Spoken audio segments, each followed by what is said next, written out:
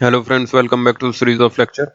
This is the 32nd lecture of this series of CPC. Now in this lecture we would start with the next topic, that is order 1 के अंदर we have to talk about gender, non-gender and misgender. Gender, non-gender and misgender. Now देखो, we have to talk about gender. So there are certain rules provided as order 1 rule 1 and order 1 rule 3. So as per these rules, two or more plaintiffs can join in the same suit, or a plaintiff can make two or more defendants can join in the same suit. Now, Order 1 Rule 1 is regarding more than one plaintiff joining in the same suit, and Order 1 Rule 3 is regarding more than one defendant joining in the same suit. So that is what is called the gender of the parties. And non-gender is the situation wherein there was a party with necessary party and proper party who could have been joined but not has been joined. That will be called a case of non-joinder. एक necessary party था, उसको आपने join नहीं किया. एक proper party था जिसको आपने ज्वाइन नहीं किया. That is a case of non-joinder. And misjoinder is the situation wherein a party did not qualify to be joined as a plaintiff under Order 1 Rule 1 or did not qualify to join as defendant under Order 1 Rule 3. Still he has been joined.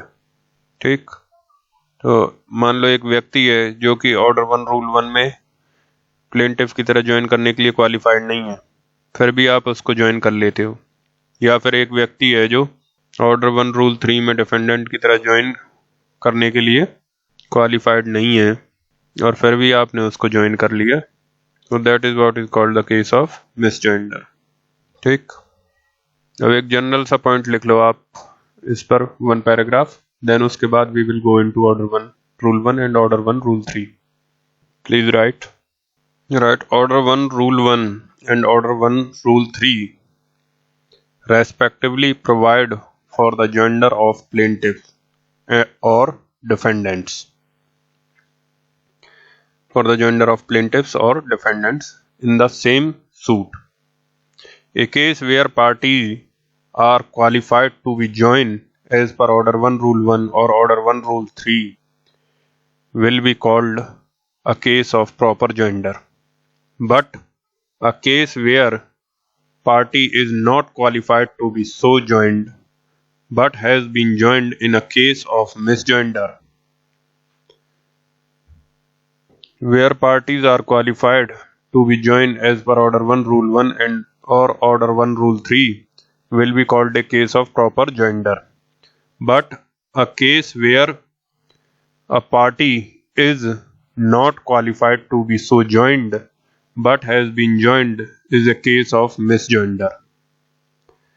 If a party is necessary or a proper party in a suit but has not been joined, then it will be called a case of non-joinder.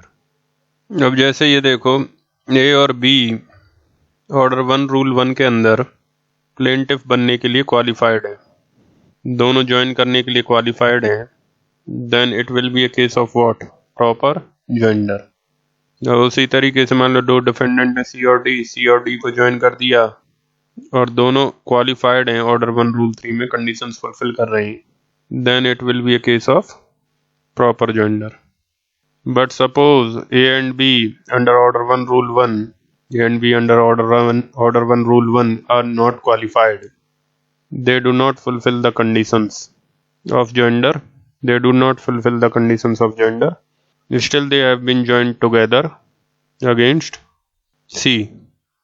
Then what? Then it is a case of wrongful gender. That is misgender. Then it is a case of misgender.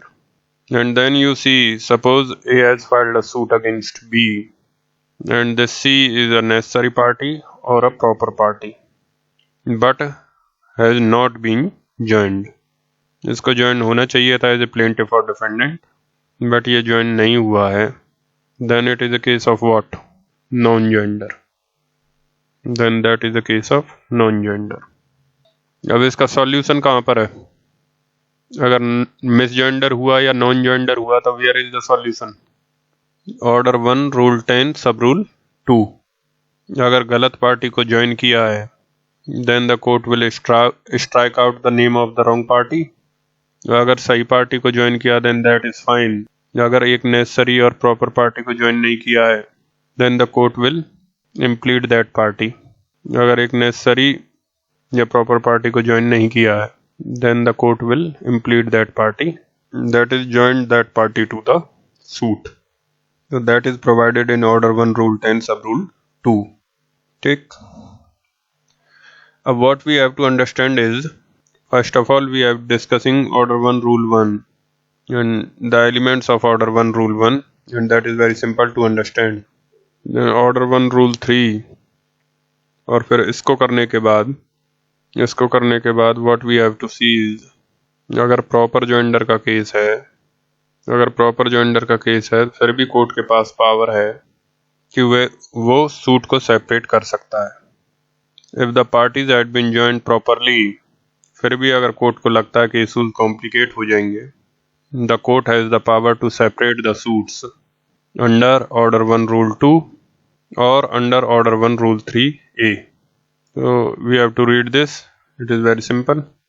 फिर उसके बाद if it is a case of non gender और misgender, in the case of non gender and misgender objections कब उठा सकते हैं, तो उसके लिए ऑर्डर 1 रूल 9 पढ़ोगे और ऑर्डर 1 रूल 13 पढ़ोगे और साथ में सेक्शन 99 से इसको रिलेट करोगे। ऑर्डर 1 अगर नॉन जेंडर है या मिसजेंडर है, you will read order 1 rule 9 order 1 rule 13 and then adding objection when to raise, regarding the objection when to raise, etc. And 99 also has to be read.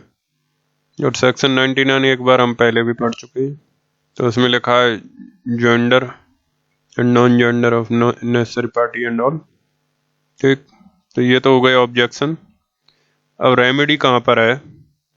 Where is the solution of the case of non gender and misgender? Where is the remedy? For that we will read order 1 rule 10 sub rule 2. So that is the link between these provisions. तो सबसे पहले तो अगर proper gender है फिर भी आप separation कर सकते हो, and that is under order 1 rule 2 and order 1 rule 3A। और अगर नॉन जेंडर या मिसजेंडर है then objection will be raise here in these provisions and they have to be read with or rule 9 and 13, order 1 rule 9 and 13 with section 99. And what is the remedy? Remedy is in the form of order 1 rule 10 sub rule 2. So this is the next sequence we have to discuss. अब ये जो खत्म हो जाएगा तो आपका substantive part खत्म हो गया। उसके बाद order 2 rule 3 we have to discuss, that is gender of causes of action। तो इसको भी हम इसी के सीक्वेंस में करेंगे। जब अगर आपको जब ये समझ में आ जाएगा then this will be very simple, क्योंकि इसी पे बेस्ड है वो।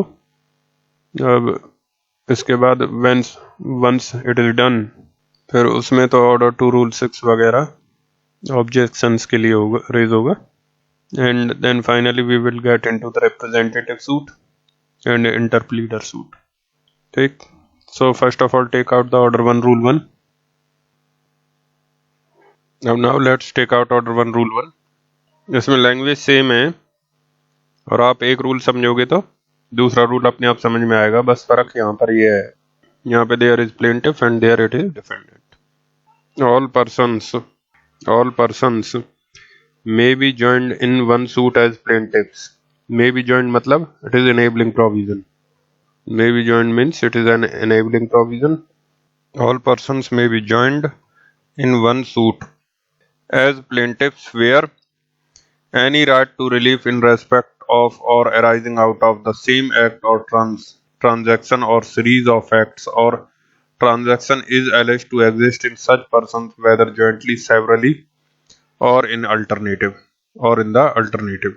मतलब एक डिफेंडेंट के एक ही एक्ट से या एक सीरीज ऑफ एक्ट से या एक ट्रांजैक्शन से या सीरीज ऑफ ट्रांजैक्शन से, तो एक डिफेंडेंट के ऐसे एक्ट से यदि एक से ज्यादा व्यक्तियों को नुकसान हो रहा है उसी एक्ट से, या सीरीज ऑफ एक्ट्स में या ट्रांजैक्शन में, उसी एक्ट से या सीरीज ऑफ एक्ट से या उसी ट्रांजैक्शन में यदि एक से ज़्यादा व्यक्तियों को नुकसान हो रहा है तो ये सारे व्यक्ति मिलकर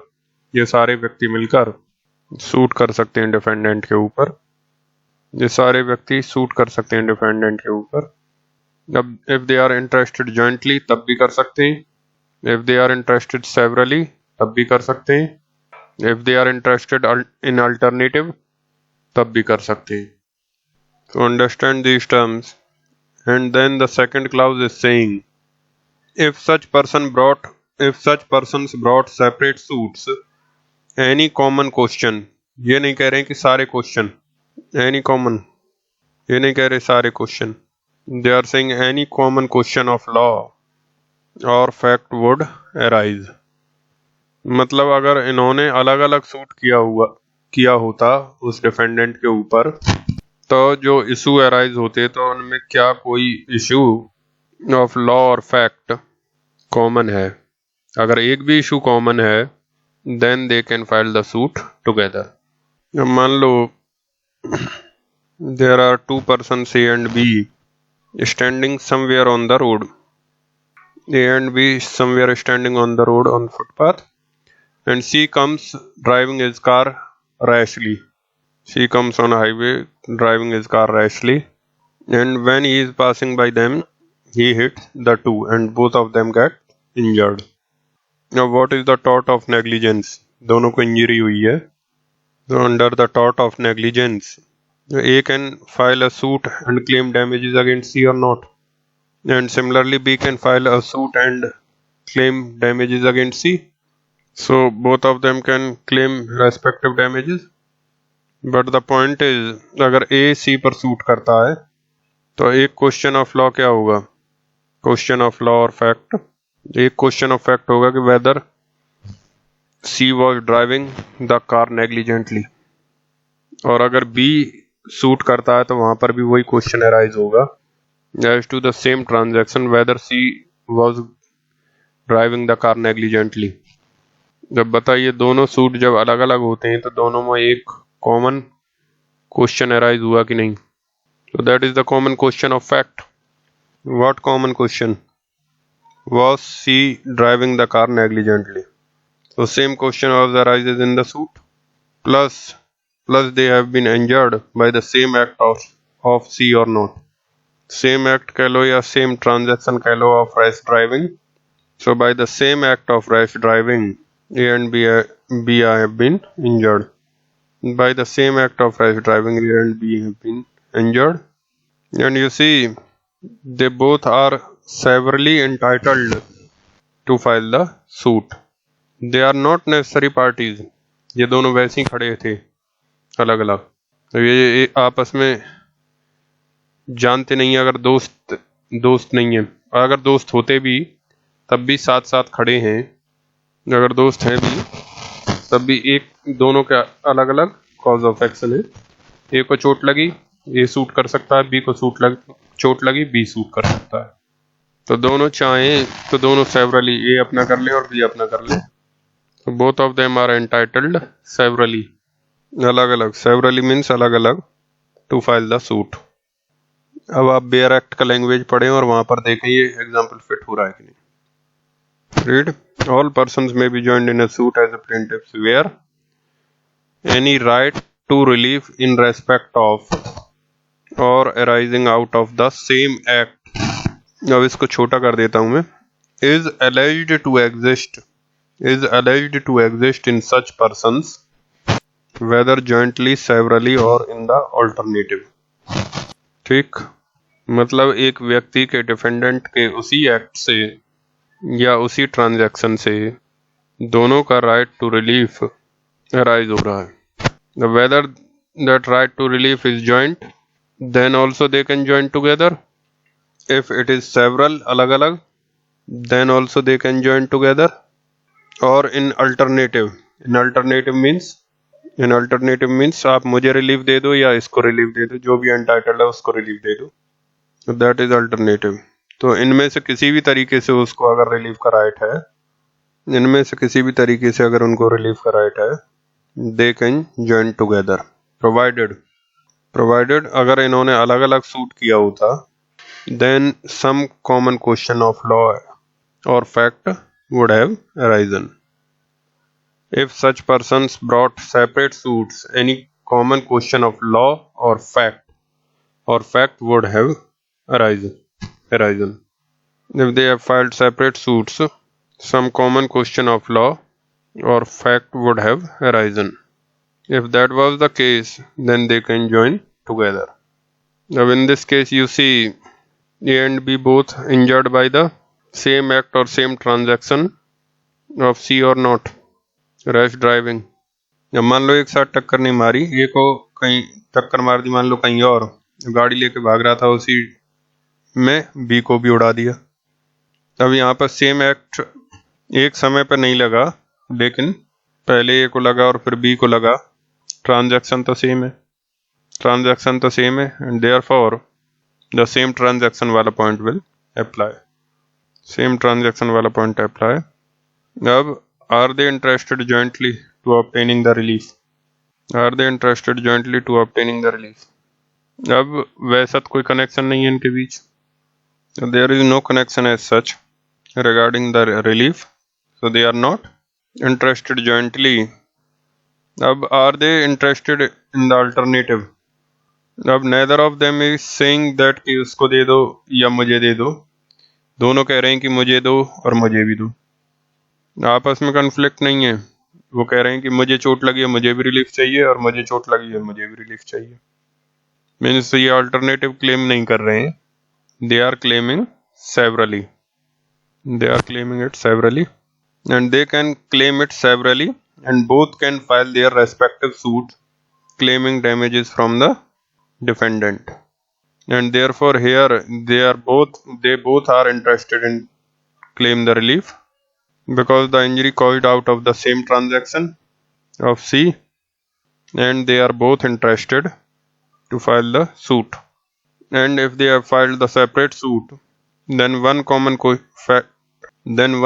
question of fact would have arisen as to was C driving the car negligently.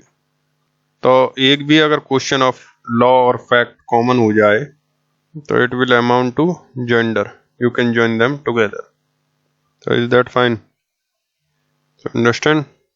So you have to have the basic understanding of this topic.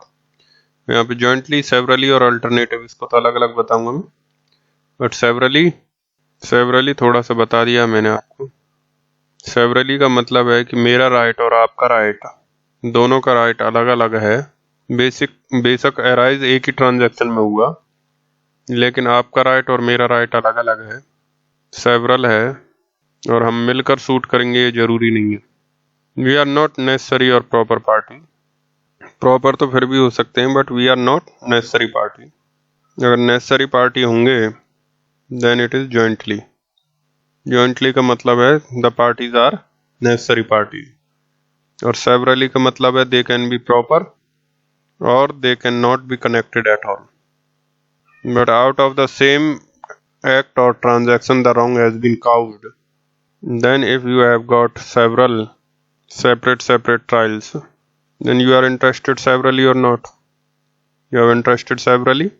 Same act या transaction से injury हुई है और same common question of law और fact arise होगा, same common question of law और fact arise होगा, you are entitled to join the suit. You see, this has to be given broad interpretation. ये जो language है order 1 rule 1 का या order 1 rule 3 का, that is very broadly worded. अब उन्होंने लिखा whether they are interested jointly, severally or in alternative. अगर वो लिखते if they are interested jointly, severally और alternative नहीं लिखते, then इस केस में जेंडर नहीं हो सकता था।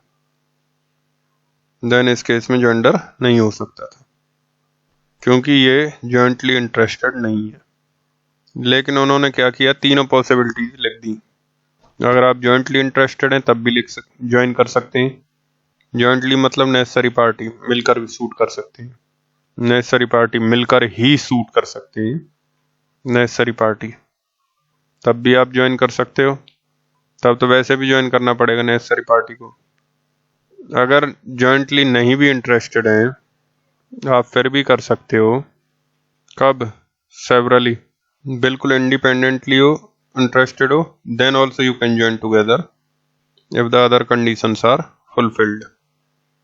And if you are interested in such a manner that A says that give me the relief, and if I do not have the right, then you will give relief to B. And B is saying that give me the relief, and if my right is not proved, give the relief to A. इन दोनों का claim अपने अपने लिए भी है लेकिन alternative भी है कि उसको दे दो तब भी कोई बात नहीं। तो यहाँ पर दोनों सेवरली इंटरेस्टेड जरूर हैं but they are aware that I may not get the relief, he may get the relief. So let the court decide whomsoever get the relief. So that kind of attitude you are claiming in the alternative. In this you are not contesting with each other, both are claiming in the alternative. ठीक, अगर एक कहता है कि मुझे दे दो और दूसरा कहता है मुझे भी दे दो तो दैट इज सेवरल। लेकिन साथ में ये भी कह रहे हो कि मुझे नहीं दे सकते उसको दे दो, उसका रिलीफ बनता है, और ये भी कह रहा है वही बात, ये भी रिलीफ ही क्लेम कर रहे हैं लेकिन यहाँ पे सेवरली क्लेम कर रहे हैं लेकिन इन द अल्टरनेटिव। यहाँ सेवरली भी क्लेम कर रहे हैं लेकिन इन द अल्टरनेटिव भी क्लेम कर रहे हैं। अब इसके अलावा तो कोई पॉसिबिलिटी नहीं है। अब देखो दो प्लेंटिफ इन्हीं तीन तरीकों से जुड़ सकते हैं, या तो they are interested jointly necessary party, और दे आर इंटरेस्टेड सेवरली लेकिन कैन बी प्रॉपर और अदरवाइज, और they are interested severally plus in the alternative. Severally plus in the alternative.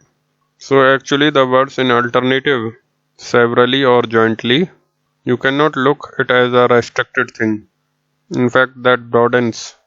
Restriction ये है कि common question of law और fact arise होना चाहिए। जैसे इस एग्जाम्पल में restriction ये है कि same act या transaction में injury होनी चाहिए। लेकिन ये जो शब्द हैं सेवरली, अल्टरनेटिव और जॉइंटली, ये सेक्शन में जॉइंडर को रेस्ट्रिक्ट नहीं कर रहा, ये इनफैक्ट तीनों पॉसिबिलिटीज बता रहा है कि चाहे आप जॉइंटली इंटरेस्टेड हो तब भी ज्वाइन कर सकते हैं, अगर ना भी हो सेपरेटली इंटरेस्टेड हो तब भी ज्वाइन कर सकते हो, और इन द अल्टरनेटिव इंटरेस्टेड हो तब भी ज्वाइन कर सकते हो। अब देखो जॉइंटली, अगर आप जॉइंटली इंटरेस्टेड हो तब तो आप कर ही सकते हो, लेकिन अगर जॉइंटली इंटरेस्टेड नहीं भी हो, सेवरली भी हो, then also you can join together if these conditions are fulfilled, and if you are interested in alternative then also you can join together.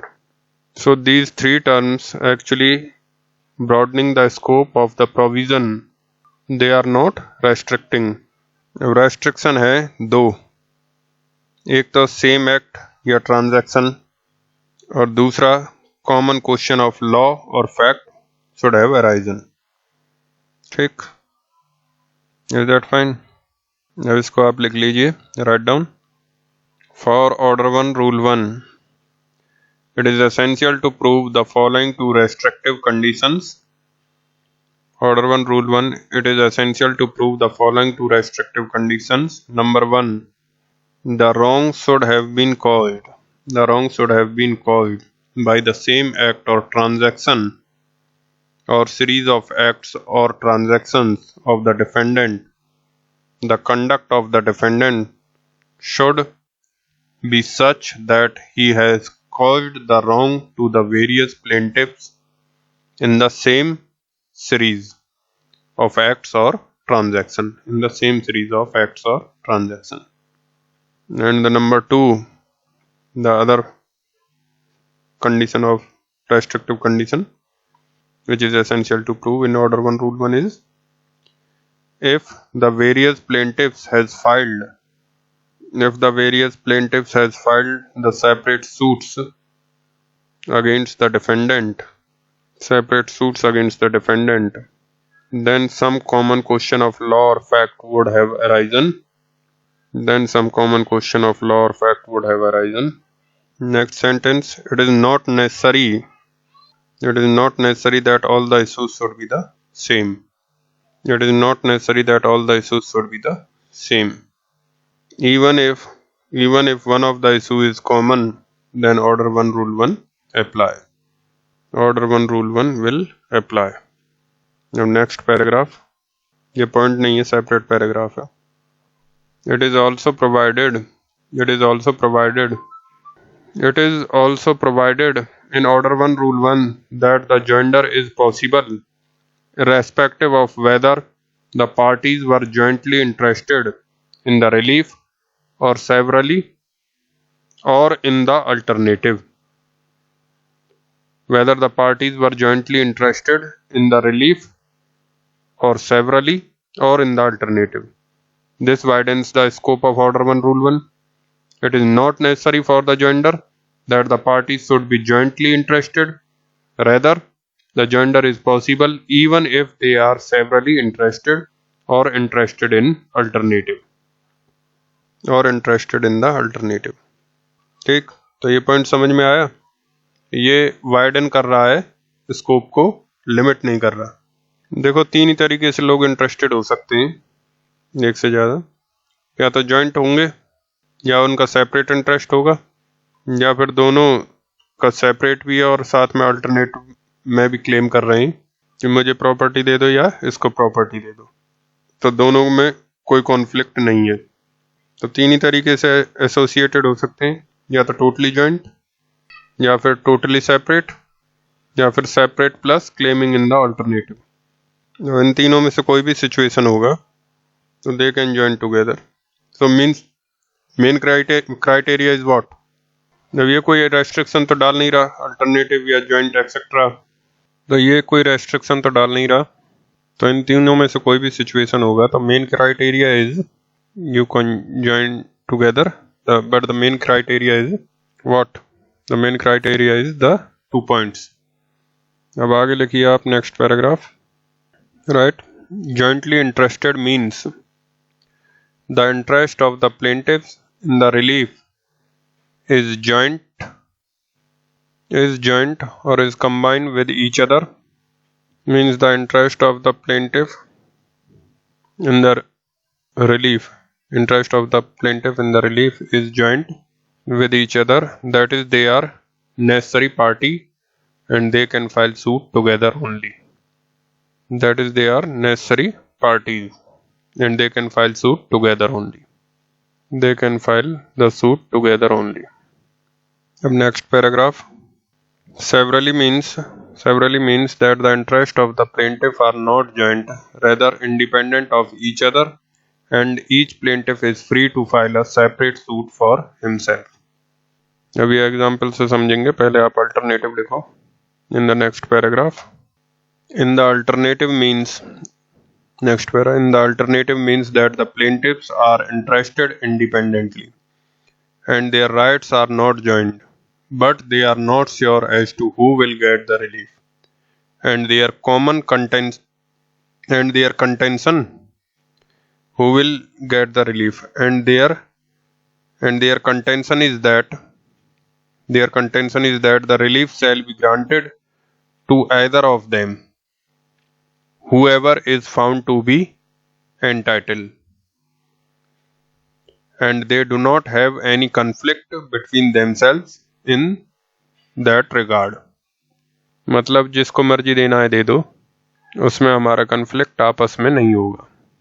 अगर मेरा रिलीफ बनता है मुझे दे दो, उसका रिलीफ बनता है तो उसे दे दो, लेकिन हम आपस में कंटेस्ट नहीं कर रहे कि उसको मत दो या मुझे दे दो, या मुझे मत दो उसको दे दो. वो हम नहीं कह रहे हैं. अगर आपको लगता है कि रिलीफ ए का बनता है या बी का बनता है तो उसको दे दो, या ए का बनता है उसको दे दो. ठीक. Now see the examples. Let's see examples. Suppose he is F and he has got a wife W and son FS. Now suppose F dies. His entire property is in the hands of brother B. F की पूरी property B के पास है. Now W is claiming the property. Now obviously जब आप succession में जाओ तो inter state succession में किसको कितना मिलेगा? इसमें W and FS is a class 1 air and B is a class 2 air, तो उसको कुछ नहीं मिलेगा, और ये क्लास 1 एयर है तो उनको हाफ हाफ हो जाएगा। तो लेकिन B is holding the entire property and he is not giving anything to them। अब देखो W can file a separate suit against B claiming the half of the property, claiming that I am entitled, और FS भी B के खिलाफ अलग suit कर सकता है that I am want the half of the property because I am entitled as a legal heir। अब is it that they are having joint right or is it that their rights are several? Will you say that their rights are joint or will you say that their rights are several? Now they are two independent legal heirs, they are having independent rights। दोनों का आपस में नहीं बनता, दोनों का झगड़ा होता है आपस में। मान लो माँ बेटे में आपस में झगड़ा है, तो ये अगर मिलकर ना करें सूट, अलग अलग कर लें। So their rights are several, ठीक, देयर राइट्स आर सेवरल। अब टेल मी दैट बी के उसी ट्रांजैक्शन की वजह से, उसी एक्ट की वजह से, उसी ट्रांजैक्शन की वजह से this W and F S has got their cause of action. B ने क्या किया, प्रॉपर्टी अपने पास रख लिया, आधी प्रॉपर्टी डब्ल्यू की, आधी एफ एस की है। So B has done the act of holding the property with themselves. So by the same act, by the same transaction of holding the property, the W and FS both are aggrieved or not, both are affected। तो जो आपका requirement है, एक जो requirement है that by the same act or transaction of the defendant, by the same act or transaction of the defendant, the two plaintiffs should have been affected। तो ये fulfil हो रहा है। और दूसरा, if they have filed the separate suits, if they have filed separate suits, one question of law or fact should be common। अब यहाँ पर B claims that it is my property and here also the B claims that it is my property, I am the owner, and W claims what, that half property is her as per succession, and FS claims that half property is his as per succession। अब एक issue common है कि नहीं, whether the property belongs to B, whether B is the owner of the property. अब this issue is common और नॉट। अब commonality of issues यहाँ पर आइडेंटिकल नहीं होना चाहिए, substantially it should be the same, at least one issue should substantially be the same. तो बी ऑनर है कि नहीं वो इसमें भी अराइज होगा और इसमें भी अराइज होगा। So at least that point is common and then the rights of this two are several. अब बताइए ऑर्डर 1 रूल 1 का कंडीशन फुलफिल हो गया। अब पहला पॉइंट सेम एक्ट और ट्रांजैक्शन, दूसरा सेवरली इंटरेस्टेड, और दूसरा same common point of law और fact. So therefore in this case W and F S can join together. Is that fine? अब माइंड यू, अब मैं ये नहीं कह रहा कि एक दूसरे के एडवर्स क्लेम कर रहे हैं, एक दूसरे के एडवर्स क्लेम नहीं कर रही डब्ल्यू और एफ एस। डब्ल्यू कह रहा है कि आधी प्रॉपर्टी मेरी है और एफ एस कह रहा है कि आधी प्रॉपर्टी मेरी है, डब्ल्यू कह रही है आधी प्रॉपर्टी मेरी है। तो दोनों अपनी अपनी आधी प्रॉपर्टी क्लेम करेंगे, दोनों एक दूसरे के खिलाफ एडवर्स कंटेस्ट नहीं कर रहे, तो दोनों आधी आधी प्रॉपर्टी क्लेम कर रहे हैं, दोनों नॉट कंटेस्टिंग एक दूसरे के खिलाफ। अगर वो कंटेस्ट कर रहे हैं एक दूसरे के खिलाफ, डब्ल्यू कह रहा है कि पूरा मेरा और एफ एस कह रहा है कि पूरा मेरा, तब तो ये ज्वाइन नहीं कर सकते because there is a conflict of interest between the plaintiffs. और अगर ज्वाइन कर भी गए तो court will separate their suits, but they are not claiming against each other, they are claiming their half of properties. So is that fine? ठीक, अब आगे चलें। Take the same example again with different situation। अब इसमें मान लो suppose W is claiming half of the property, FS is claiming half of the property and FS was the adopted son, FS was the adopted son। अब B का कहना है B is contesting that FS does not have any right because he is not properly adopted son, his adoption was improper। So FS is not a adopted son. Fine. B says FS is not a adopted son. His adoption is improper. और अब W ऐसा नहीं कह रही है. W is simply claiming her half share. W ये नहीं कह रही है कि that FS adopted son नहीं है. Therefore I should get the full share. W is claiming that I am the wife. Therefore I will get the half.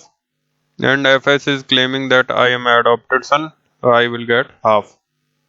अब इन दोनों ने आपस में मिलकर सूट किया है और W का कहना है कि if it is proved that FS is the adopted son, then give him half and give me half.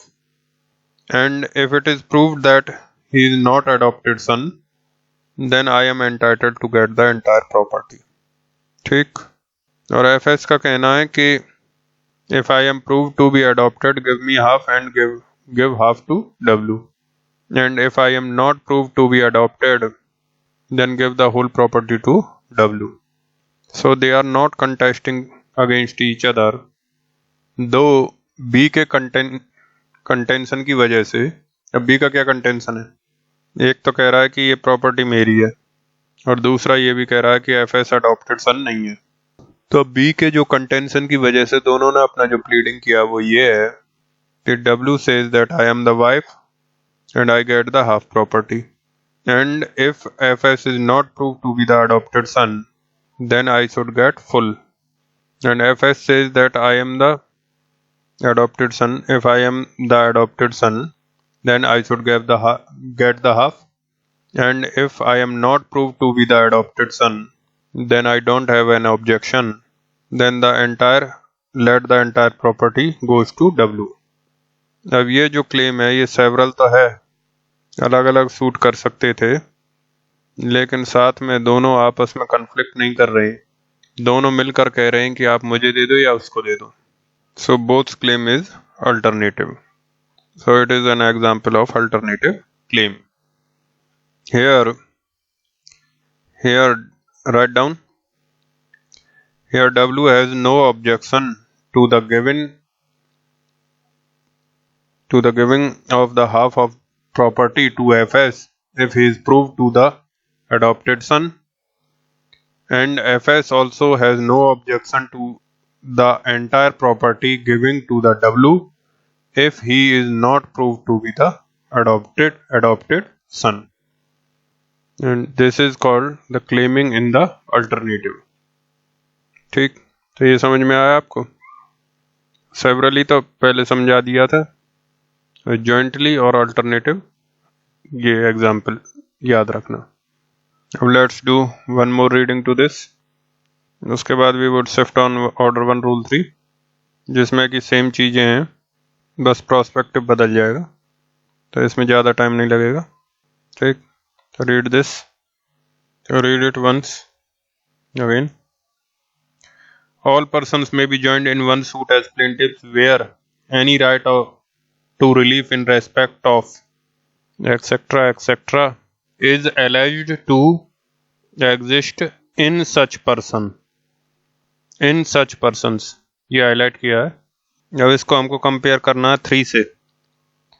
अब where is alleged to exist in such persons. In such persons क्यों लिख रहे हैं? Because they are all plaintiffs. So the right will exist in the plaintiff.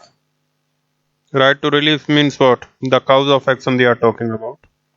The cause of action exists in the plaintiff. Therefore they are using the word plaintiff. और अगर आप order 1 rule 3 पढ़ोगे, they are against the defendants. तो अब आप देखिएगा order 1 rule 3 पे जाइए आप. All persons may be joined in one suit as defendants. All persons may be joined in one suit as defendants where any right to relief in respect of or arising out of the same act or transaction or series of acts or transactions is alleged to exist against such persons. अब वहाँ क्या था? In such person, plaintiff. और यहाँ पर against such person means defendant, against such person means defendant. Exist against such person whether jointly severally or in alternative, whether jointly, severally or in the alternative.